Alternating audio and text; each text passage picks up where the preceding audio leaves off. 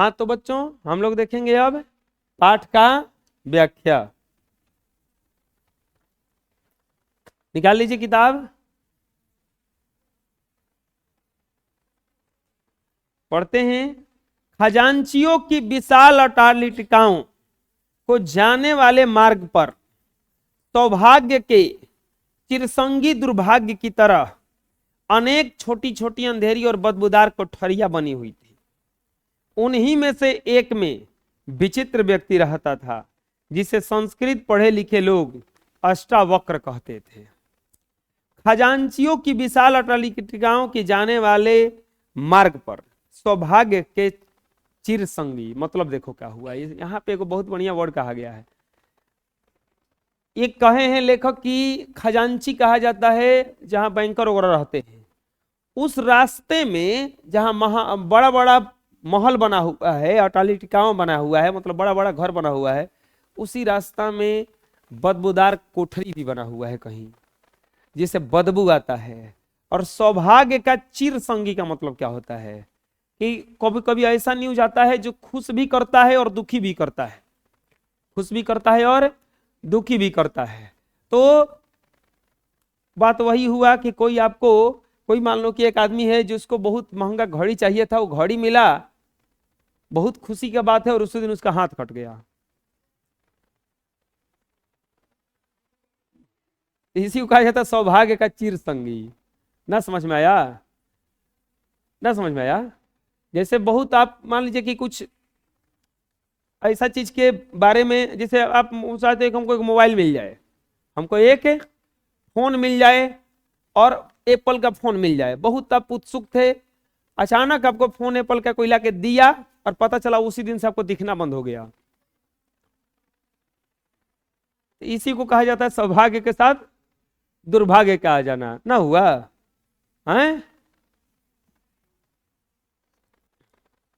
आपको बहुत भूख लगा था, आप गए किसी शादी ब्याह में, घुस गए खाने के लिए, प्लेट में पूरा एक छिपा सरिया लिए, रसगुल्ला पेड़ा जो भी है, तनिए गो आके पकड़ लिया कि तू कौन, फ्री में खाने आया है। तो ये सौभाग्य था, मिल गया प्लेट में सब कुछ, और दुर्भाग्य था कि क्या कर लिया वो, पकड़ लिया और बोला कि इसका पूरा 5,000 रुपये जमा करके जाना एक प्लेट का। अब खाएं कि बीगे बुझाइए नहीं रहा है।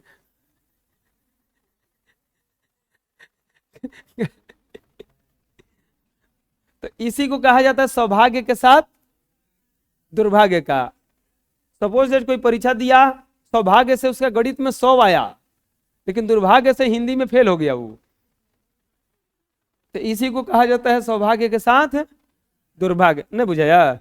तो सौभाग्य था कि क्या बेचारा का आया, 100 आया गया गणित में, लेकिन हिंदी में फेल हो गया, तो फेल नहीं कहलाएगा वो। तो बड़े बड़े घर जहां बने हुए तो उसके रास्ते में छोटी छोटी बदबूदार कोठरियां बनी हुई थी। उसी में एक विचित्र व्यक्ति रहता था जिसका संस्कृत में पढ़े लिखे लोग क्या कहते थे उसको, आपको पता है? विचित्र नाम जो रखता है ना, वो विचित्र नाम जो रखता है वो पढ़े लिखे लोग ही रखते हैं। कोई कुछ कुछ कहने लगता है, जैसे आप बहुत बढ़िया बॉलिंग करिएगा तब पथिराना कहलाने लगिएगा। क्रिकेट देखा है कब बबुआ? ना कभी कभी हम आपको कहते होंगे कि आर्यभट्ट है का जी, आर्यभट्ट थोड़े ना है, दिमाग तनी आर्यभट्ट वाला है। उसके पैर कवि की नायिका की तरह बलखाते थे और उसका शरीर हिंडोले झूलता था। उस जो चलता था ना तो थोड़ा एकदम ऐसे चलता था, ऐसे पूरा ऐसे ऐसे लपेट के चलता था और शरीर ऐसे हिंडोला झूलते हुए चलता था, बुझा रहे ना?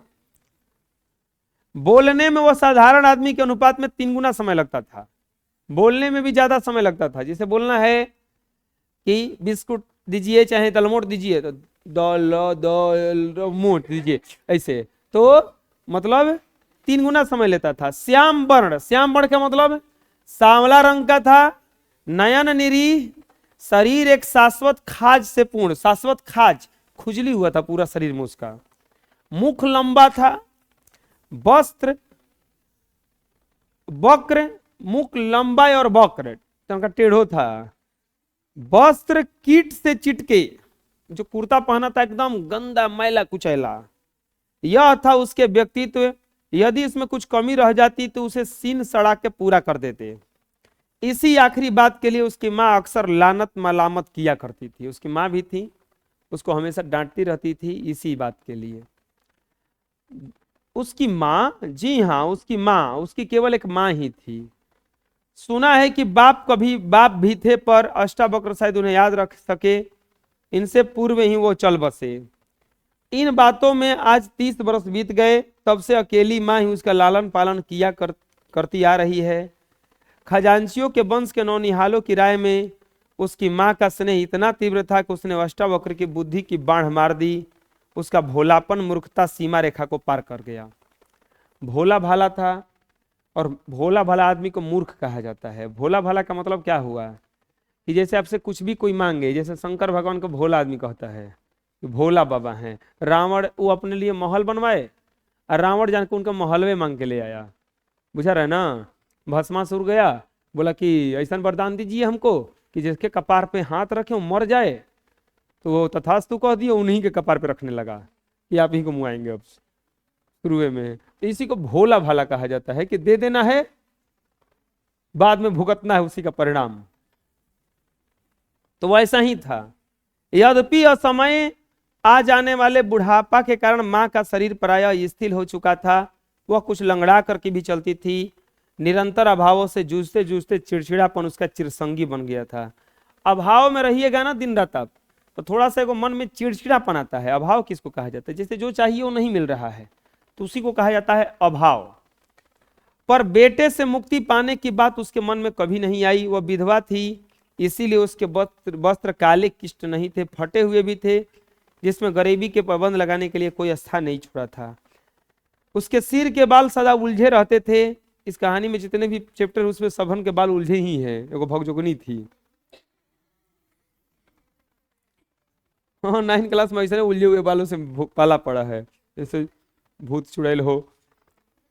कभी कभी खुजाने के तंग से आकर वो अष्टावक्र को जू दिखाने के लिए बैठाती।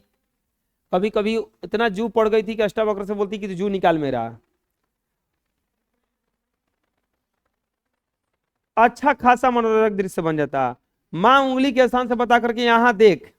अष्टावक्र दार्शनिक की गंभीरता से इधर उधर देखता, जवाब देता यहां तो बाल है मां, तोड़ दूंगा। वो हेजा देख, हेजा देख, ये बाल है तो कबार दे। तब माथा ठोक लेती। अष्टावक्र महाराज अपने वक्र मुंह को वक्र करके कुएं की जगत पर जा बैठते। वहीं बैठकर आने जाने वाले को ताकने लगते। उस समय उनको देख जड़ भरत या मलुक दास की याद आ जाती। आ जाना स्वाभाविक था। वास्तव में वह उसी अवतार परंपरा का रत्न था। नींद खुलते ही वो पैरों को नीचे लटकाकर हाथों को गोदी में रखकर कुछ इस प्रकार बैठ जाता, जिस प्रकार एक शिशु जननी के अंक में लेट जाता है। मां आकर उसे नित्य क्रम की याद दिलाती। जब कई बार कहने पर भी वो न उठता, तब उसके तंग आकर मां उसका मुंह ऐसे रगड़ रगड़ कर धोती जैसे कोई अबोध शिशु हो। उसके बाद उसे कलेऊ मिलता। कलेऊ में प्रायः रात की बची हुई रोटी और खोमचे की बची हुई चाट रहती थी। वो अपने से मुंह भी नहीं धोता था। तब माँ आती थी, बोलती थी अरे मुंह धो ले, शौच कर लो, नहा लो। वो नहाता ही नहीं था। तब उसकी माँ आती, उसका मुंह धोती पानी से रगड़ रगड़ के, जिससे छोटा बालक का धोया जाता है। उस छोटे बालक को बेचारा पता भी नहीं चलता मुंह धोया जा रहा है मेरा, और उसका रगड़ रगड़ के मुंह धो देता है। वैसे उसको धोती, फिर उसको खाने के लिए कुछ देती। सुबह में खाने वाला में क्या था? रोटी, राती के बासी रोटी था, और वो चाट बेचता था। वह चाट तनी बच जाता था, उसी को दे दिया जाता था। जी हाँ, वह खोमचा लगाता था। खोमचा का मतलब देखे होंगे गली वली में, कोई छोटा सा एगो ट्रे में ऐसे बड़ा सा एगो परात जैसा होता है, उसमें लेके आता है और ला करके कुछ कुछ बेचता है, तो उसी को खोमचा कहा जाता है। अक्सर वह कचालू की चाट, क्या क्या बेचता था देखो, कचालू की चाट, मूंग की दाल की पकौड़ियां, दही के आलू और पानी के बतासे, ये सब बेचता था। पानी के बतासे है ना, ये सब खाने पीने वाला चीज बेचता था। इन सबको एक काले लोहे के थाल में सजाकर वह बेचा करता था। उसके पास थाल रखने के लिए एक मूढ़ी, मक्खी उड़ाने के लिए एक छड़ी भी थी। मूढ़ी को वो बगल में दबाता, थाल को बाएं हाथ पर रखता, छड़ी को दाहिने हाथ में लेता, फिर गली गली में पुकारता। यह कोई बात नहीं थी कि उसके चाट कोई नहीं खरीदता था। इसके विपरीत देखो, उसके पास एक आसपास एक भीड़ लगी रहती थी। ऐसा बात नहीं है कि कोई जाता था बेचने के लिए तो उसे खरीदता नहीं था, भीड़ लग जाता था खरीदने के लिए। बच्चे ही नहीं, किशोर और कुमार उसके रूप और वाणी के प्रेमी थे, उसको देखने के लिए ज्यादा जाता था सब। ठीक हुए समय पर हजार काम छोड़कर चले आते, उसके स्वर में स्वर मिलाकर पुकार उठते। वो चिल्लाता ऐसे, चाट लो, आलू की चाट पानी के बतासे। तो वो लोग भी बोलते, पकौड़ी बतासे उल्लू की चाट ले। वो आलू की चाट बोलता तो वो उल्लू बोलता सब। फिर होठों के भीतर ही भीतर हंस कर वो उसे 1 पैसा दे देते और 4 पत्ते चाट कर उठते। और कम पैसा देकर के भी ज्यादा ले लेता। माँ उसे समझा कर भेजती कि देख बेटा, 1 पैसा के 4 बतासे देना, 4 पकौड़ी देना और 4 चम्मच आलू देना। ऐसी अवस्था में वो 4 पत्ते देता था, मतलब कि वो 1 पैसा में 4 को खाली देना तो 4 आदमी के दे देता था, चर घोसा ही। और हमारे उदार कानून की दृष्टि में वो कोई संगीन अपराध नहीं करता। 4 की संख्या उसके स्मृति पटल पर अंकित हो जाती। संध्या को लौटते समय उसकी माँ हमेशा बाट जो होती उस पर निगाह पड़ते वो ललक उठती, पहले उसका थाल संभालती, फिर भरे पानी के लोटे में से पैसे निकालकर गिनती। उस समय माथा ठोक लेना उनका नित्य क्रम बन गया था। लगभग 1.5 रुपए के बिक्री का सामान ले जाकर के वो 10-12 आने पैसे लेकर लौटता, 18 आना लेके जाता था, 24 आना। 1.5 रुपया मतलब 24 आना, 1 रुपये में 16 आना होता है। और वापस कितना लेके आता था? खाली 10-12 आना ले गया, क्योंकि उल्टा पुल्टा बेच देता था ना सब ले जाके, उतना बुद्धि नहीं था बेचारा का, इसलिए उसके पास भीड़ लगा रहता था, हमको दो हमको दो। कभी कभी उसकी बुद्धि जागृत माँ की डांट डपट या सिखावन इस अटल नियम को भंग नहीं कर सकती थी। मतलब कतनो माई डांटे तब वो वही करता था वो। उदाहरण के लिए एक दिन उसे माँ से कहा कि माँ चाट तू बेचा कर, लड़के मुझे मारते हैं। लेकिन खिसिया के बोला कि तू है जाओ बेचने, हम ना जाएंगे, हमको लड़के जो है ना मारते हैं। सुनकर माँ ने अपने लाल को कुछ इस प्रकार निहारा, उसके नयन शुष्क सजल हो उठे। उसे कुछ याद आ गया, शैशव और यौवन जो कुछ स्वयं मधुर होता है, पर उसकी याद मोटर के धुएं और काली कड़वी और दुर्गंध पूर्ण होती है।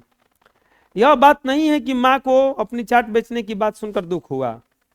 उसी ने तो बेटे के साथ चाट बेचना सिखाया था, पर जब कोई सीख ना सके तो क्या करे? क्यों व्यक्ति ऐसे पैदे होते हैं? क्यों वे जीते हैं? क्यों भगवान उनको अपमान को चुपचाप से देखता रहता है? मतलब ये नहीं है, माँ उसको ले आकर कितना बार सिखाई है बेचना, लेकिन वो अब सीखिए ना पाया तो पॉसिबल नहीं है। अब मान लीजिए आपको पढ़ाया जा रहा है, आप पढ़िए नहीं पाइए तो उसमें मेरा कोई गलती नहीं है ना पेरेंट्स का कोई गलती है। पढ़ाया तो गया था, उसको भी बेचना सिखाया गया था, वो सीख ही नहीं पाया। कोई चाट मसाला थोड़े ना है कि घोल के पिला देगा, ये सब सीखने वाला चीज है।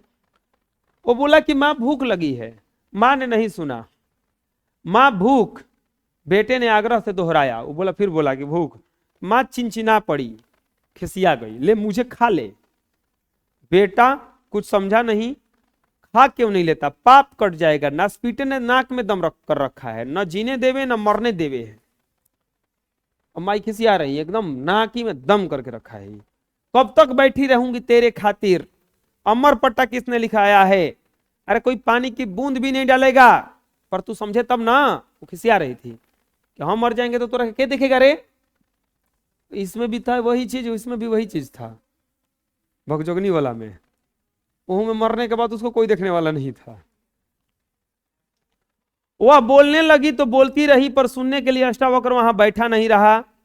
आसन पाटी लेकर कुएं की जगत पर जा लेटा। वह तब तक लेटा रहता जब तक बहुत रात बीत जाने पर माँ खाना लेकर ना आई। बिना कुछ वह बोले चुपचाप टुकड़े तोड़ तोड़ कर उसके मुंह में न देने लगी। खाते हुए बेटे ने एक बार केवल माँ इतना कहा, पर वह बोलते समय कठिनता से इतना लंबा हो गया कि माँ को लगा कि अखिल ब्रह्मांड उसे माँ कहकर बुला रहा है। बेटे को खिलाकर स्वयं खाना खाया, फिर वहीं जगत पर जा लेटी। कुआं था बहरिया, उसी पर जाके वो लोग सो जाता था वहीं के बगल में। सारी गर्मी वह बिना ओढ़े बिना बिछाए वहीं सोते थे। जाड़ों की कोठरी के किवाड़ बंद करके चूल्हे की गर्म रात और एक दूसरे के शरीर के गर्मी से काफी गर्मी ले लेते। परंतु इस बार एक दिन अष्टावक्र को बुखार ही चढ़ाया।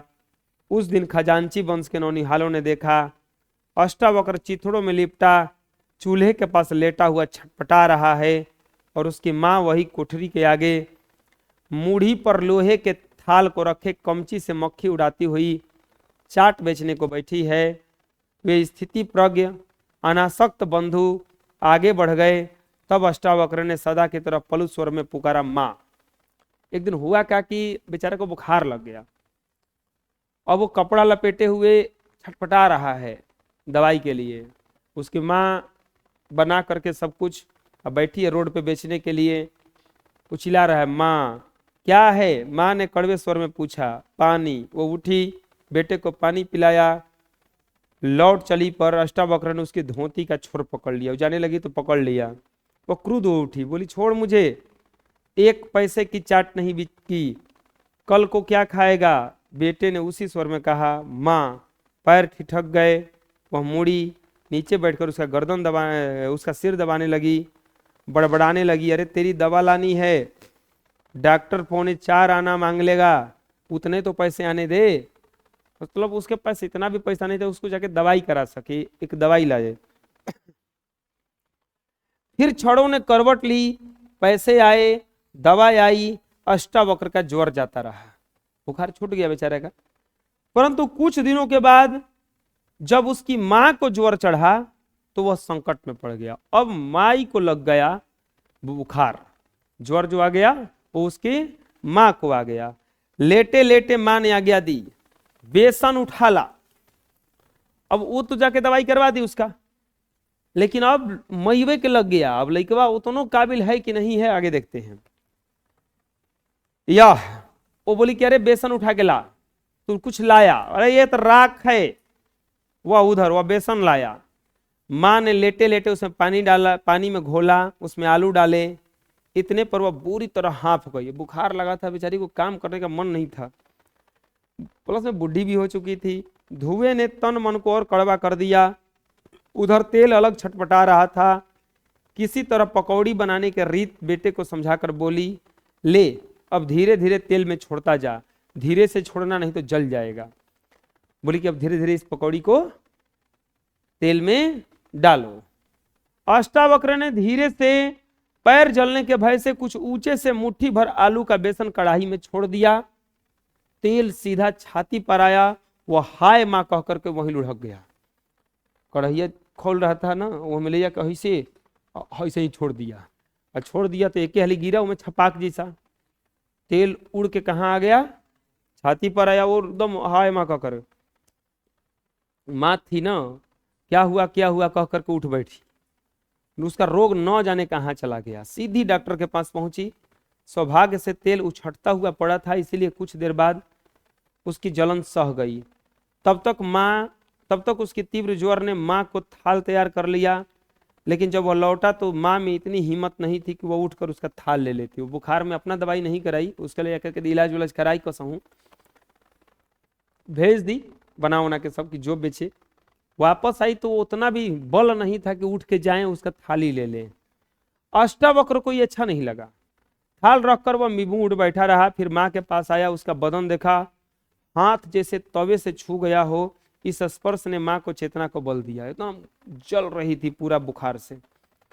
उसने आंख खोलकर बेटे को निहारा, यंत्रवंत हाथ फैलाया, मुंह से निकला पैसे। बोले कि पैसा लाया है?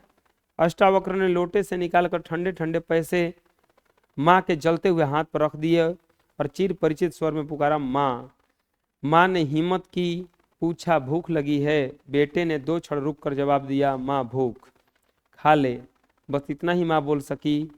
पर माँ न दे तो बेटा खाए कैसे? वो इतनी थकी हुई थी कि दवा की बात भी न कह सकी।